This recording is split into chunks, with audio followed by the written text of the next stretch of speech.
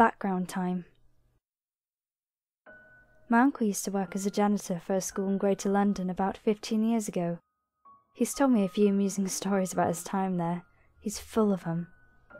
But it wasn't until late one night when he had drunk a bit too much that I asked him why he drank. I was expecting to hear that he liked the alcohol or something, but I was not ready for what he said. To forget. Well, being as nosy as I was, I had to ask what it was he wanted to forget. And this is what he told me, as close to word for word as I can remember. What do I want to forget? I've told you a lot about my time at the school, but there's one story I've never had the courage to tell anyone. It's not funny, it's not exciting. It's disgusting and could put me in danger.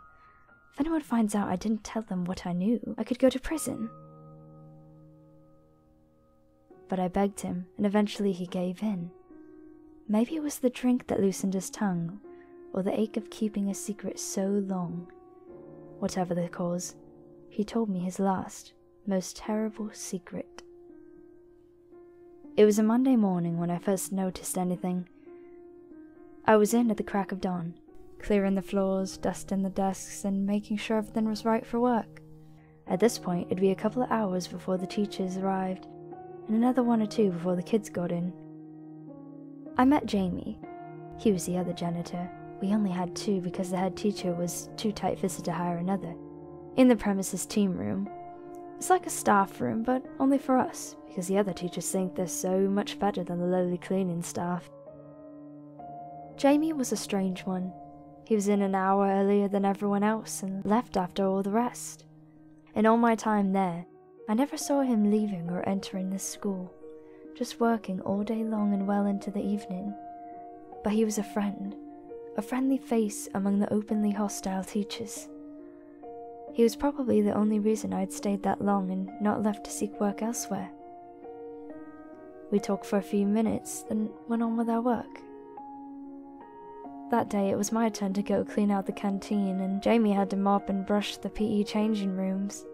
I pitied him, with the usual rank smell in those rooms, but had I known what I was going to find, I think I'd have preferred to take his task instead.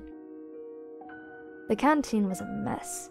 The shipment of fresh food was due sometime around 10 and was meant to last the entire week. And of course it fell to me to clean up and get the place perfect before the canteen staff arrived. Knowing them, that wouldn't be until around 9. Behind the counter, where the food's served from, there are doors. One of them leads to the cold room, where the food is stored, like a giant fridge and freezer but a walk-in room.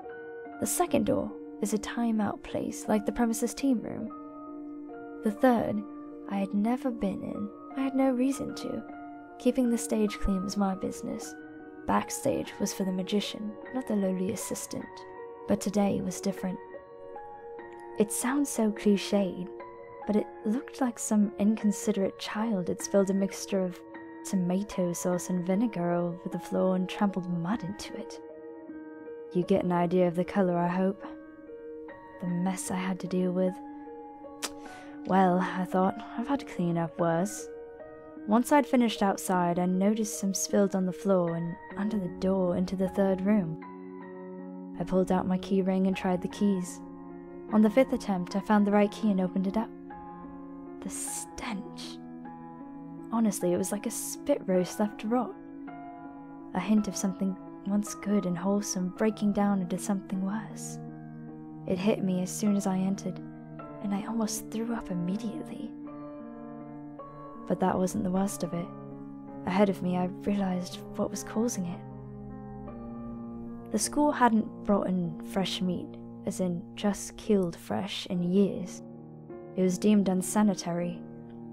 It seemed someone else had repurposed it for their own use. Rows and rows of steel hooks, not a sight I was unaccustomed to, remembering the old-style butcher shops, and it made sense to me that this was here. After all, if the school was too cheap to hire another janitor, and I didn't make that much an hour, then I would never expect them to fix up a whole room. They just left it and locked it. The school's little secret. But it was obviously not a secret to whoever had found their way here. Rows upon rows of bodies, dangling flesh with tears through the neck and back, glazed eyes staring into nothingness, blood dripping, running, congealing, the stink of death in the air. And this time, I did throw up. I closed the door, locked it, stumbled back to our staff room. I composed myself and worked 3 months longer, but I couldn't bear it. Knowing there was a killer in the school, and knowing exactly who it was. Leaving was the best feeling in the world. After this, my uncle sighed, like a huge weight had been lifted from his shoulders. But I had one more question for him. How did he know who the killer was? And why didn't he turn them into the police? He replied, and I remember his sad, strange smile. That third room was locked with a special key. I took 5 attempts to unlock it because I tried all the canteen keys first. The last key was our last try to open the door, and it worked.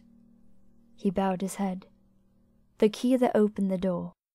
Only 2 copies of it existed in the entire school complex. I held one, and so did my only friend.